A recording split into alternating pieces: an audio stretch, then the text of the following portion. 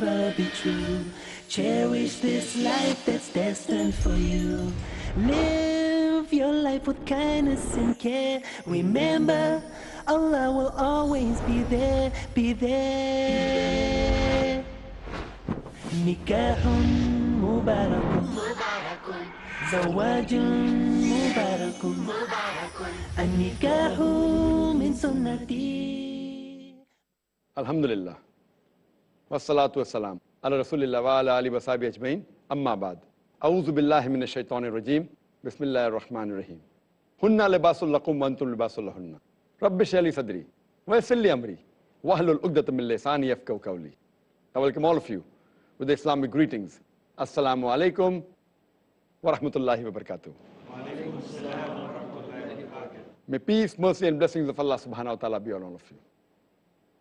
I welcome you to the special program of Better Half or Bitter Half. And in this program, you're most welcome to ask any questions related to marriage, how to conduct a nikah, regarding how married life should be led. You can ask any questions that you'd like to know before you say I do, before you say Kabul hai, before you say I accept it, or any questions related to anything that related to your life after you say I do, after you say Kabul hai, after you say I accept it. You're most welcome to ask any questions regarding marriage. In short, you're most welcome to ask any questions so that after you say I do, you should have a successful wedlock and not a padlock. So the program will start Better Half or Bitter Half, wedlock or padlock. If any other sisters have any questions? Assalamu alaikum. Wa alaikum assalam wa rahmatullahi wa barakatuh. Is it necessary to have the nikah in the mosque? The sister has a question. Is it necessary to have the nikah in the mosque, or is it a sunnah to have the nikah in the mosque? There's a hadith which is mentioned in hadith of Sunnah Tirmidhi, volume number 2, in the book of nikah, hadith number 1089, which says that the Prophet said that to have nikah in the mosque, but the hadith is zaif hadith. It's a weak hadith. There is no sahih hadith that I know of in which the Prophet recommended that the nikah should take place in a mosque. But if someone wants the nikah to be conducted in a mosque, it is not haram, it's not makruh, it is mubah. If someone conducts in a mosque, it's acceptable. But it is not fard in Islam, neither it is a sunnah. But if someone wants to conduct it, it's good. But the Prophet said that make nikah easy, or the best of marriage is that in which the least expenditure is made. So in this context, if someone has in the mosque, it's perfectly acceptable. It's no problem at all. But it is not fard, neither it is proven from the Quran and Hadith. But a person, if he wants, he can get married in the mosque. Hope that's the question. Any other sisters have any questions? Assalamu alaikum wa rahmatullah. Wa alaikum assalam wa rahmatullahi wa barakatuh. Is it not injustice to give the right to divorce only to men and not to women? So that's the question, that isn't it injustice when the right of divorce is only given to the man and not to the woman? If you realize the way Islamic marriage takes place, Allah subhanahu wa ta'ala, as Allah says in the Quran, it's mentioned in Surah Nisa, chapter number 4, verse number 40. Allah subhanahu wa ta'ala is never unjust in the least degree. And the Quran says in Surah Baqarah, chapter number 2, verse number 228, that the women have rights as against them on terms equitable, but the men have a degree of advantage. So overall, the Quran says the men and women are equal, but some places they have a degree of advantage. And on the other hand, there are hadiths which the Prophet said that if respect the mother more, so there the women have a degree of advantage. But this aspect, why do the men have a degree of advantage? The reason is that when a marriage takes place, one of the criteria besides the agreement of both the would-be husband and wife, there is a concept of meher. That it's compulsory, as the Quran says in Surah Nisa chapter 4 verse number 4, that give to the woman a marital gift in marriage. That means meher is compulsory for a marriage to solemnize. So when a meher is given, the would-be wife can demand what she wants. And the Quran says in Surah Nisa chapter 4 verse number 20, you can even give a mountain of gold. So imagine when a marriage takes place, it is the man who is in loss economically. He gives meher. Now once he gives the meher, If suppose the right is given to the woman to divorce and she divorces, who would be the loser? Would be the man. And in case if a divorce takes place, the girl can marry again. When she marries, she gets a new mare. Here, if the man marries, he has to give a new mare. So therefore, economically, the woman is secured. So based on this, generally by default, Allah subhanahu wa ta'ala has given the right to the man to divorce. And furthermore, the Quran says in Surah Nisa chapter 4, verse number 34, Ar-rijalu qawwamuna 'ala nisa, that the men are the supporters of the women. For Allah has given one strength more than the other. So based on this, because man is a qawwam, he is the leader in the family, but naturally by default, the right to divorce goes to the man, because he is the one who looks after the family, etc. But that does not mean a woman cannot demand her rights. During nikah, if she wishes, she can put a condition that I too want a right to divorce. Because by default it goes to the man, but if the husband wants to give that right even to the would-be wife, he can give. So in the nikah, if the would-be wife wants to put a condition, and if the husband agrees, she can put a condition, so both will have the right. But otherwise, by default, without any rules and regulation, the right goes to the man. Otherwise, I'll have to give a talk on men's rights in Islam. Hope that answers the question, sister. Any other sister has any questions? Assalamu alaikum. Wa alaikum assalam wa rahmatullahi wa barakatuh. Is it encouraged to marry within the same community, like Konknis marry only Konknis? Sister has a question that, is it encouraged for a girl or a boy to marry within the same community, like Kokni marrying Kokni, or Memon marrying Memon? We only got stuck to Kokni, because then I'm a Kokni. So it can go Sheikh marrying a Sheikh, or a Sayyid marrying a Sayyid. So what the beloved Prophet Muhammad said, it's preferable to marry the same type of people, same category, whether it may be in category in terms of ethnicity, whether it may be in terms of economic status, whether it be in terms of community, because the compatibility is there. Because the Kokni have a different style of living, the Memon have a different style of living, the Keralite may have a different style of living, the person, UK, American person, different style of living, the European may have. So it's easy to gel. So it is preferable, but not a fard. Similarly, imagine an African marrying a European. It can go well, not it's not possible. It's possible, but the chances of compatibility is less. Similarly, a Chinese coming and marrying someone from Kerala, not that it's not possible, it's possible, but if you want to break this barrier for a cause, for example, I'm finding a more virtuous non-Kokni, then I prefer marrying a non-Kokni than marrying a Kokni. For in my case, I could not leave aside Kokni, I could not get a girl from Bombay who I wanted a virtuous, so I had to go to Pune. I had to travel 160 miles. So I not only left the community, I left the city also. So your reason to marry was virtue. So if virtue is the criteria, if you break these barriers of economic status, of nobility, of community, of ethnicity, there's no problem. Otherwise, generally, if exactly same virtues, who is from your community, not from your community, preferable, same virtues from your community. Same virtues who's rich and who's poor, and if you are rich, then same virtues who's rich is preferable. But if you find that one person more virtuous and out of the community is preferable, that one person is more important than matching your community or matching your ethnicity or matching your economic status. But if the virtue is not the criteria, otherwise marrying in the same level is preferable, so that life becomes easier. So when you have a choice to choose the easy part, it's preferable to choose the easy part than the difficult. But that does not mean, because normally in Indian culture, it's very common. Kokni should marry a Kokni, 99%. Memon should marry Memon. A Kerala Malayali should marry a Malayali. And that's the reason, they look for this criteria more important than virtue. Yes, I want virtue, but should be a Kokni. I want a virtuous girl, but should be a Memon. So this is just for saying they're more looking for their community rather than virtue. So virtue should be given the most important. Hope that answers the questions. Are there any other questions? Is it cultural or is it promoted in Islam to give preference to younger women for marriage, or to give preference to virgin over non-virgins, or to give preference over good-looking to average-looking women? Sister asked the question that is it cultural in Islam, is it preferable in Islam to marry younger women as compared to elder women, to marry more beautiful women as compared to average looking women, or more wealthier than poor? Is it preferable? It is mubah.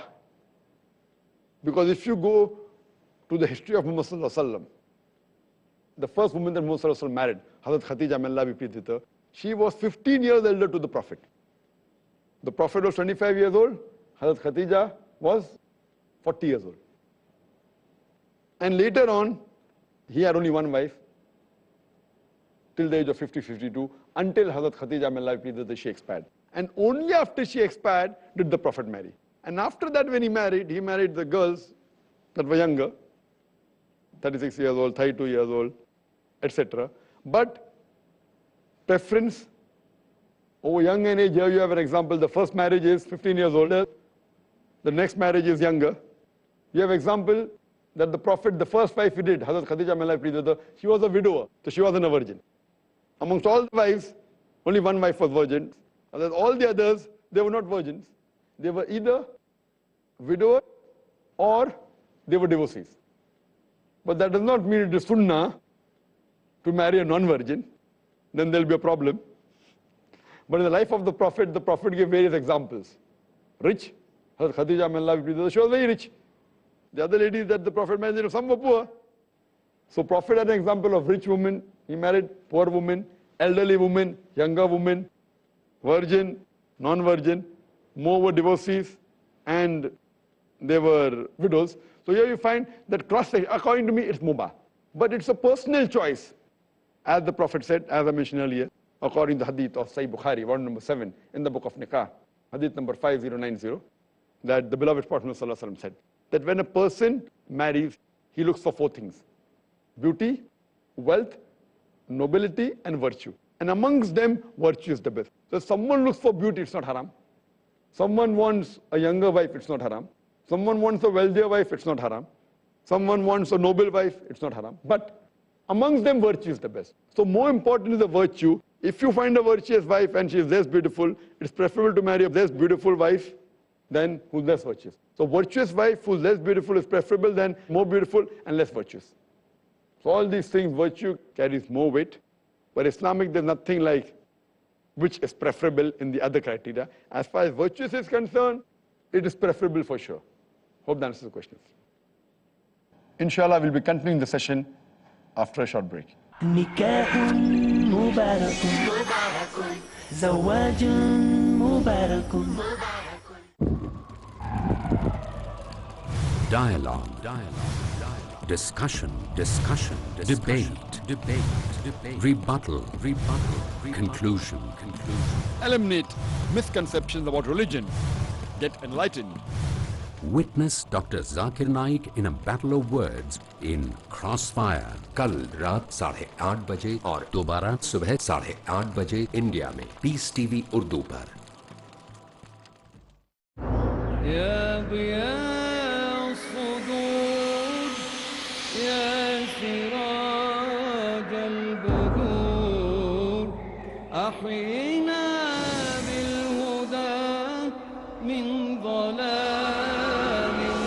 वज़अ तुम हो नसारा तो तमद्दुन में हुनूद, ये मुसलमान हैं जिन्हें देख के शर्माए यहूद.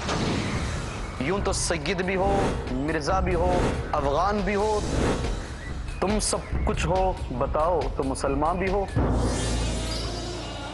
मुहतरम नाज़रीन, मुसलमान को मुसलमान बनाने के लिए, वो अखलाक व सिफ़ात जो रहमान को पसंद हैं बताने के लिए, मैं आपका दीनी भाई हाफिज़ अब्दुल कदीर उमरी प्रोग्राम लेकर के आया हूँ सिफ़ात इबादुर रहमान.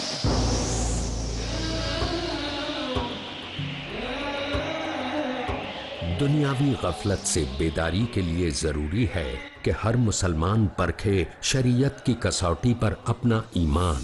इबादुर रहमान. अगला प्रोग्राम पीस टीवी उर्दू पर. نكاح مبارك زواج مبارك. Assalamu alaikum and welcome you back to the program Better Half or Better Halves. and we'll continue our question answer session regarding marriage. Are there any sisters who have any questions? Assalamu alaikum. Walaikum assalam wa rahmatullahi wa barakatuh. What is the duty of the daughter to her parents after marriage? Should she obey them or her husband? This is the question that what is the duty of a daughter to her parents after she's married? Should she obey the husband or the parents? I feel she should obey both. The best is obey both. But if there is a conflict, who is more important? But naturally, before marriage, obeying the parents is most important. After marriage also it's important, but once she gets married, she goes to a different family. So if there is a conflict between both, we have to see that who is more on the Quran and Sunnah. Is it the husband or is it her parents? So based on that, she makes the decision. But if both are neutral, both are not against the Quran and Sunnah, then you try and convince either of them that to change their views so that you can follow both your parents and satisfy your husband. But if there is really a conflict and both are not against Quran, Sunnah, and yet, so but naturally the tilt goes more towards the husband after marriage. Little bit more because you have a family to look after, but that does not mean you neglect your parents, you disobey your parents. Only if the conflict is such that both are on the Quran and Sunnah, and then you have to choose between one of them. So it's preferable you satisfy both. As a last resort, if you have to take a balance, but now the balance tilts more towards the husband, because he becomes your immediate family, not that your parents are not. But at the same time, if you can convince your husband, and yet your parents, that is the best. Hope that answers the question. Any sisters have any questions? Assalamu alaikum. Walaikum assalam wa rahmatullahi wa barakatuh. Why is the Ida period after the death of a husband is longer than the Ida period after the divorce? Sister has the question that why is the Idda period after the death of a husband longer as compared to the Idda period after the divorce? In both the Idda, as the Quran says in Surah Baqarah chapter number 2, verse number 228, that when you divorce your wife, there is a Idda period of 3 menstrual cycle or 3 monthly periods. But when a person dies, the Quran says that after your husband expires, the Idda period is for 4 months, 10 days. So the Idda period after a husband expires is 1 month, 10 days longer. For divorce, it's 3 months. For after death, it's 4 months, 10 days. Why? The reason the Idda period is there, the various reasons. One of the major reasons after divorce that the Idda period is there, to come to know whether the wife is carrying the child of the husband. So if during the Idda period, there are various reasons. One reason is it's more for preliminary test, as I said. That can the husband or wife stay away from each other. So it's a temporary period. In 2 weeks you come to know, I thought we got angry with my wife because she doesn't iron my clothes. And I felt that let's stay away. And now I realize in 2 weeks' time, I'm in a more difficult situation. Let's patch up. Let's reconciliate. Or the wife may think I'm getting angry, that my husband gives me less time. You only give me 5 hours a day. And now in 2 weeks, I realize that even if you give me 2 hours, no problem. Something is better than nothing. So they can patch up. So various reasons are there. But one of the other reasons is that to come to know whether the wife is carrying the child of the husband. So if she's carrying, it extends, the Idda period extends till the time of delivery.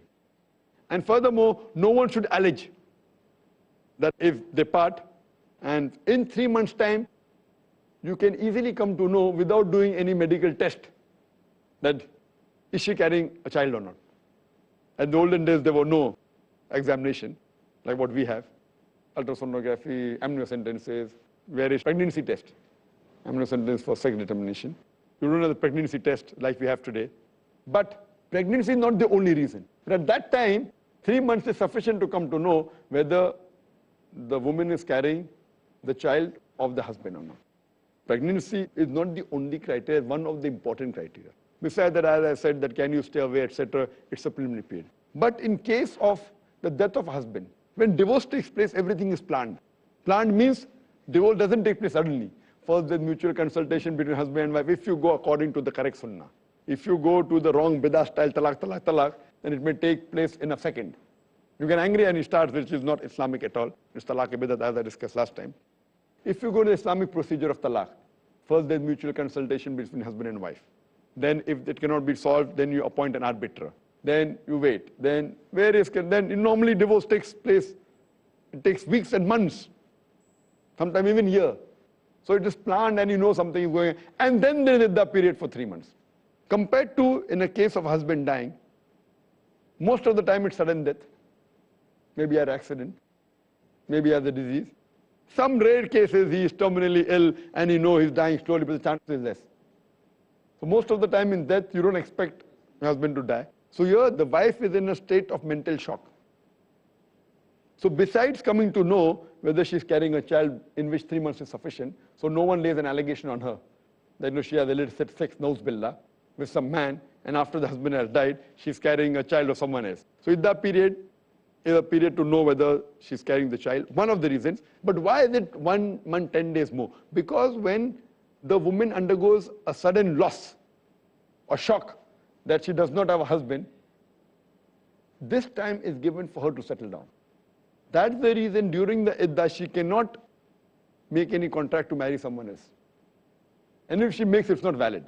After the iddah is over, because maybe she's in a state of shock and someone says, I want to marry, she says she is not secured, she is very scared, and she may agree to marry someone who's not good also.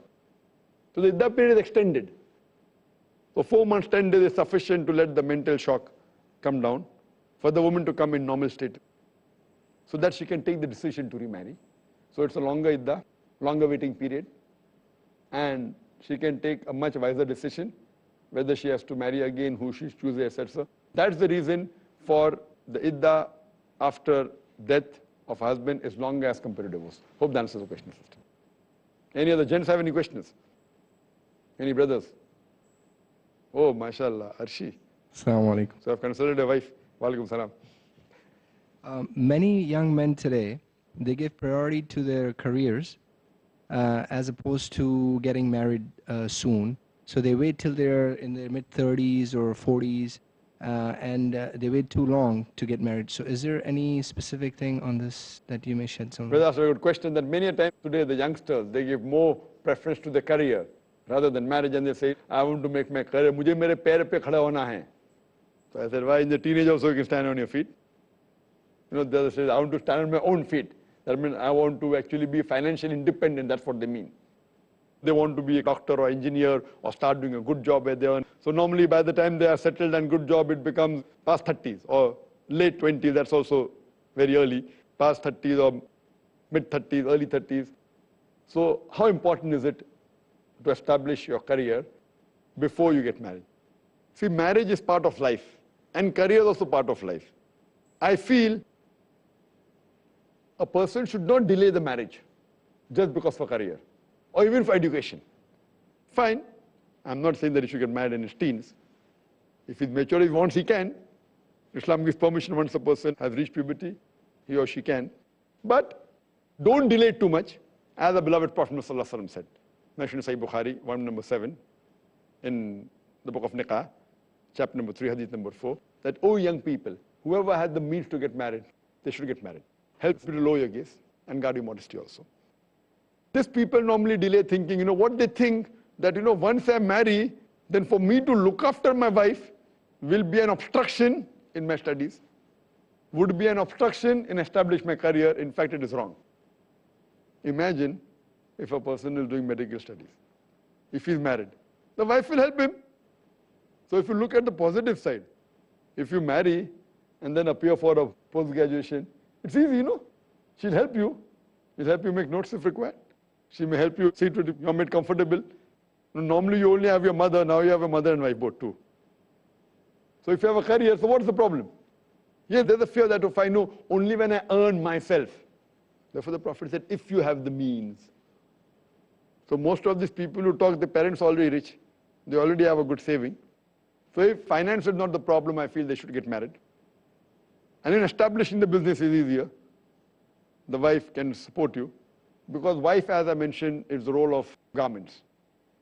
So I disagree with that concept that you marry late. Because if you marry early, then you'll have children also early. And some people say, oh, no, I want to relax, Even if you have to relax, marry early. You marry in your early 20s, have children, fast. By the time you're 40, your child is already 18, 19. He can sit on a business, you can retire before you reach 40. Otherwise, you have to wait till 60. So if you want to enjoy life also, marry early, have children, have your children take care of your business, so you can be free and you can relax earlier. So even to enjoy life, it is better you marry early. And one more thing, you don't go to the evil of society. Because when you're young, there are high chances you can be deviated. High chances that when you do your graduation and post-graduation, for you to be on the Sirat al-Mustaqim is difficult. If you have a wife, she's your Mohsena, she's the fortress against your devil, and more chances that you can concentrate on your studies. When you go to school, normally in co-ed schools and colleges, they say you spend more time in trying to be a hero in front of the opposite sex than doing studies. So now you already have a heroine with you. You already have a wife with you, so you won't waste your time otherwise, and it will help you to concentrate on your studies better. So I feel even if you have to study or look after a career, it's better that you get married earlier. Hope that answers the question. And that was the last question, and this is the end of the program of Better Half or Better Half. Wa akhir da'wan alhamdulillah rabbil alameen. Stay young, forever be true. Cherish this life that's destined for you.